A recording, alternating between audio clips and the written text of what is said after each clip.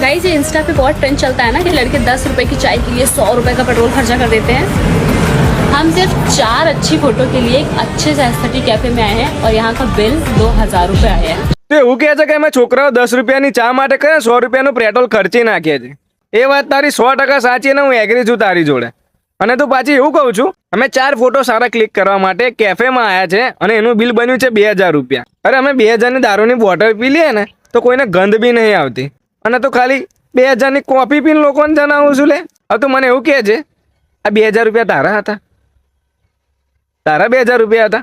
તારું ડાચું જોઈને મને લાગતું નહીં કે તું 2000 રૂપિયા ખર્ચી એવું। કાં તો બેસ્ટ ફ્રેન્ડને ઊંધો પાડ્યો હશે કાં તો બોયફ્રેન્ડને, બાકી ભાઈ કોઈક થર્ડ પાર્ટી।